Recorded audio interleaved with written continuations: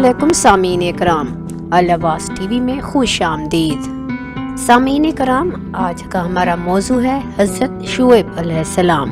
हज़रत शुएब अलैहिस्सलाम अल्लाह ताला के मशहूर नबी हैं और कुरान करीम की कई सूरतों में आप अलैहिस्सलाम का तज़किरा आया है। आप अलैहिस्सलाम का सिलसिला नसब हज़रत इब्राहीम के बेटे मदीन से मिलता है। अल्लाह ताला ने आप अलैहिस्सलाम को असहाबे मदीन और असहाबे एका की तरफ नबी बनाकर भेजा। ये कौम शुएब कहलाती है। लेकिन नाज़रीन, इस बारे में मज़ीद तफसील बताने से पहले अगर आपने अभी तक हमारे चैनल अल अब्बास टीवी को सब्सक्राइब नहीं किया तो इसे सब्सक्राइब कर दें और बेल आइकन को भी प्रेस कर दें ताकि इस तरह की मज़ीद इस्लामिक वीडियोस देखने को मिलती रहें।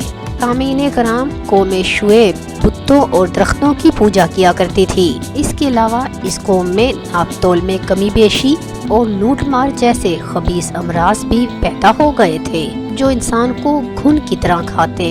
हज़रत शुएब अलैहिस्सलाम ने उनको बहुत वाज़ो नसीहत की और उन्हें खुदा के गज़ब और अज़ाब से डराया। हज़रत शुएब अलैहिस्सलाम बहुत फसीह व बलीग और शीरी कलाम थे जिससे सुनने वाला ऐसा हो जाता जैसे किसी ने जादू कर दिया हो। और इसी फसाहत व बलागत की वजह से रसूलुल्लाह सल्लल्लाहु अलैहि वसल्लम ने आप अलैहिस्सलाम को खतीबुल अंबिया के लक़ब से नवाजा।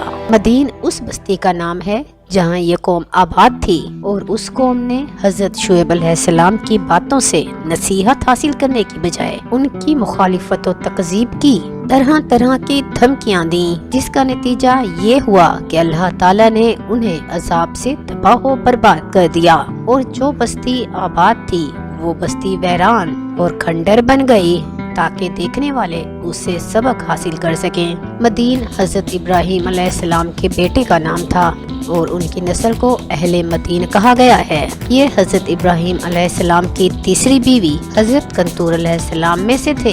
ये अपने अहलो अयाल के साथ हज़रत इस्माइल अलैहिस्सलाम के करीब ही हिजाज में आबाद हो गए थे और ये खानदान आगे चलकर एक बहुत बड़ा कबीला बन गया था और इसी कबीले को असहाबे एका भी कहा जाता है। ये कबीला हिजाज में शाम के मुत्तसिल था। अरब के जोग्राफिया में जो शहराए हिजाज के ताजरों को शाम, फलस्तीन और मिस्र तक ले जाती थी वो बहीरा कुलज़म के मशरकी किनारे से गुजरती थी। ये सर्दी और गर्मी दोनों मौसमों में कुरैशी काफिलों के लिए बड़ी तिजारती सड़क थी। कुरान मजीद में इस सड़क को इमाम मुबीन कहा गया है।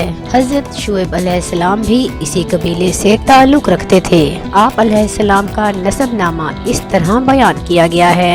हज़रत शुएब अलैहिस्सलाम बिन सैफून बिन ईफा बिन साबत बिन मदीन बिन हज़रत इब्राहीम अलैहिस्सलाम। असहाबे एका यानी झुंड वाले, अरबी में लफ्ज एका सरसब्ज़ व शादाब झाड़ियों को कहते हैं जो हरे भरे दरख्तों की कसरत की वजह से जंगलों में होती हैं। मदीन की आबादी बहरे कुलज़म से मशरकी किनारे और अरब के शुमाल मगरिब में उस जगह आबाद थी जिसे शाम से मुत्तसिल हिजाज का आखिरी हिस्सा कहा जाता है।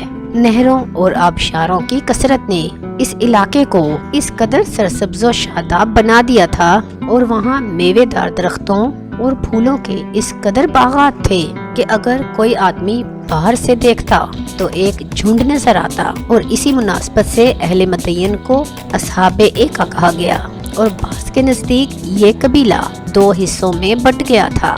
शहर के रहने वाले अहले मदयन कहलाते और देहात के रहने वाले असहाबे एका कहलाते। कौम आदो समूद की तरह कौम मदयन भी बुत परस्ती में मुब्तला थी और उस जुर्म के साथ साथ खरीदो फरोख्त और नाप तोल में भी ये लोग गड़बड़ करते। मामलात में खोट और डाकाज़नी और माल की फरावानी ने उन लोगों को इस कदर मगरूर और मुतकब्बिर बना दिया था कि वो इन तमाम कामों को अपनी ज़ाती मिरास और ख़ानदानी हुनर समझ बैठे। उस कौम की हिदायत के लिए अल्लाह ताला ने खतीबुल अंबिया हज़रत शुएब अलैहिस्सलाम को मुंतखब फरमाया। आप अलैहिस्सलाम ने उन लोगों को शिर्क से बेजारी और खुदा की तौहीद का दर्स दिया और रुश्द व हिदायत की तालीम देते हुए अल्लाह ताला की तरफ बुलाया और नाप तोल को पूरा रखने की हिदायत दी, जैसा कि कुरान पाक में इरशाद बारी ताला है।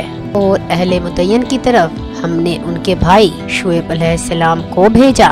اس نے کہا، اے میری قوم، تم اللہ کی عبادت کرو جس کے سوا تمہارا کوئی معبود نہیں، اور تم پیمانہ بھرنے اور تولنے میں کمی نہ کیا کرو۔ میں تم کو آسودہ حال دیکھتا ہوں، اور میں تم کو ایسے عذاب کے دن سے ڈراتا ہوں جو ہر قسم کے عذاب کا جامع ہوگا۔ حضرت شعیب علیہ السلام نے لوگوں کو ہر طرح سے سمجھانے کی کوشش کی، اس بدبخت قوم پر کوئی اثر نہ ہوا، اور اپنے گزشتہ تباہ شدہ بھائیوں کی طرح اللہ تعالیٰ کے نبی علیہ السلام پر اعتراض کرنا شروع کر دیے کہ کیا آپ کو نماز یہ کہتی ہے کہ ہم اپنے باپ دادا کا دین چھوڑ دیں اور اپنے مال میں اپنے مرضی سے تصرف نہ کریں؟ اور ان کی یہ بات قرآن مجید نے اس طرح نقل کی ہے۔ کہنے لگے، اے شعیب، کیا تیری نماز نے تجھ کو یہ حکم دیا ہے کہ ہم ان معبودوں کی عبادت ترک کر دیں کہ جن کی عبادت ہمارے باپ دادا کرتے آئے ہیں؟ اور کیا ہم اپنے مال میں اپنی مرضی سے تصرف کرنا چھوڑ دیں؟